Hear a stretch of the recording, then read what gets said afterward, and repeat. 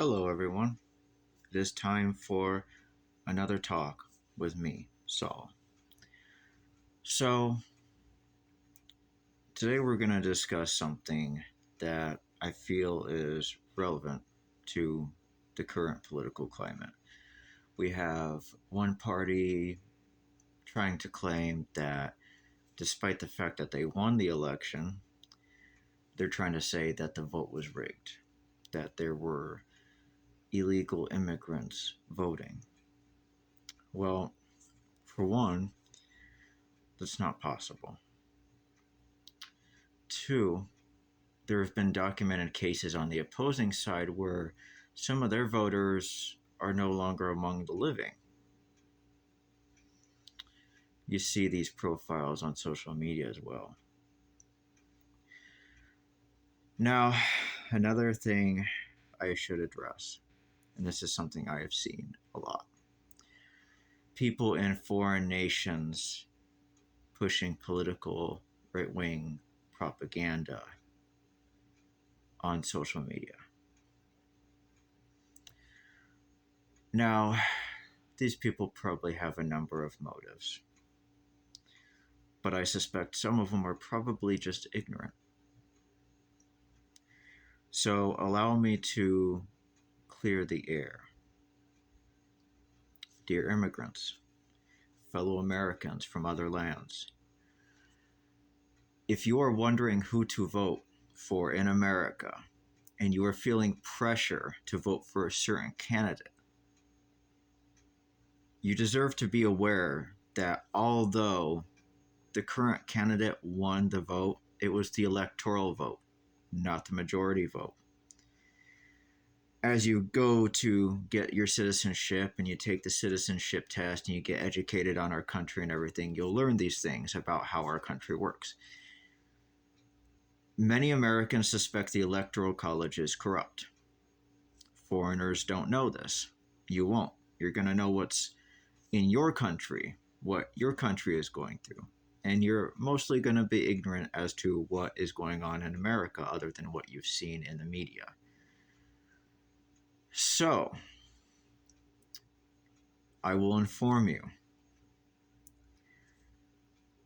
To the best of my knowledge, the majority vote has not been counted in years.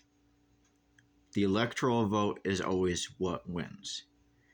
Now, Obama was the one president. It was almost like he was a give me.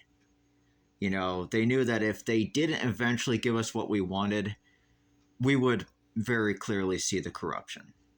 Because first we had Bush, who many people don't know already came from an incredibly wealthy family, an oil family, a family that stood to gain massive profit when we went to the Gulf War.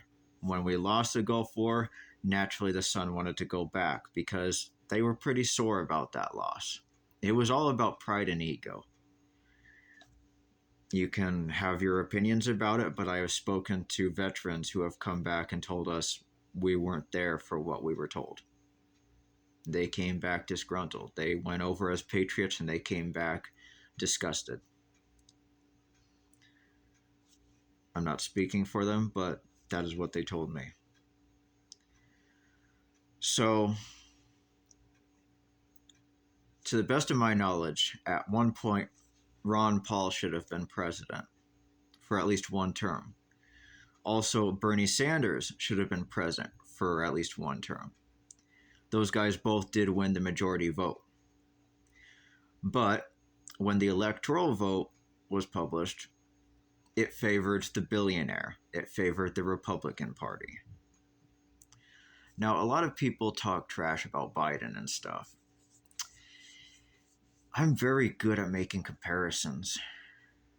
And you can take Nixon, you can take Bush, you can take H.W. Bush, you can take every foul, rotten president we have ever had representing the Republican Party, and you can wrap them all up into our current, you can wrap them all up into one person and compare them to our current president, and they would still appear as saints when compared to him. Now, for most of you who support him, Naturally, you don't know him as anything more than that guy from The Apprentice. You're sheeple, NPCs. I'm sorry, but that's just the way it is. You're not capable of original thought. You simply just go with the program. Before he started preaching about corruption, you were claiming corruption didn't exist. And you were calling people like us crazy conspiracy theorists. And then Bernie started saying what the people were feeling. And Trump started learning that's what the people wanted to hear. And so he started preaching the same things, pretending it was his copyrighted intellectual property. It wasn't. He was just simply telling people what they want to hear. Now, some of you have started to wake up and realize that with the tariffs, with the farmers, you're starting to feel it. You're not forgiven. We'll never forget that you supported him, that you blindly defended him, and that some of you politically persecuted us simply for not having the same opinion as you. So, if you're wondering, as an immigrant, whose side you should be on, it's democracy. Vote Democrat. Here's why. Republicans want you out of this country. Look at the news. Some people are getting lynched by Republican radicals. They, on January 6th, tried to overthrow our country and incite a second civil war. They essentially want their whole "the South will rise" concept to come to fruition. They want to see the Fourth Reich rise. Now, unlike them, I can almost talk straight out my rear without actually being completely wrong. I don't have to make anything up. The facts are right out there in the open. All you have to do is look. Now, you can choose to look away, and you can use the 4 key phrases that, kind of really gaslight any situation in a candidate's favor. Fake news. Snuff campaign. Trying to silence me. Funny.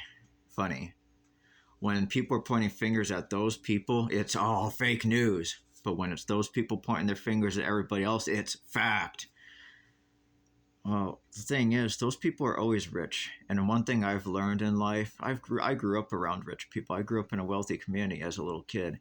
And one of the first things I learned is that rich people only care about themselves. And they really deeply from childhood see themselves as superior to everyone around them. And their egos are so inflated that they cannot stand the thought of anyone defying them or having a different opinion than them. And they're such narcissists that simply disagreeing with them is defiance in their standard. It is defiance of their ego. It is defiance of their pride. And they will act vindictively against you for it. They might even try to unalive you simply because they don't like what you say. That's the Republican Party. They're the same guys who wear the white sheets. They're the same guys who bottled up people in Auschwitz. That's the Republican Party. That's what they represent now. It's no longer the kind of people like Abraham Lincoln. Abraham Lincoln was a great man. He was the first Republican president and one of the few only good ones we ever had.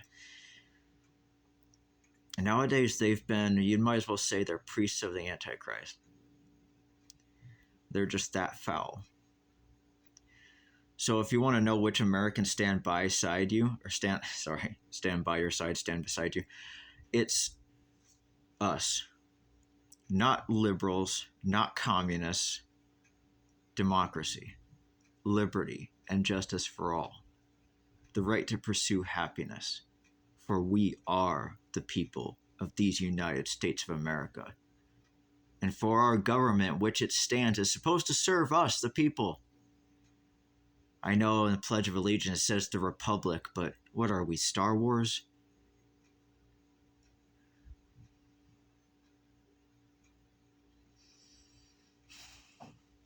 Stand with the people who stand with you. Don't stand with the people who scare you or convince you that they're the majority. They're not. They're the minority. They're the hate groups. They're the bigots. They're the racists. They're the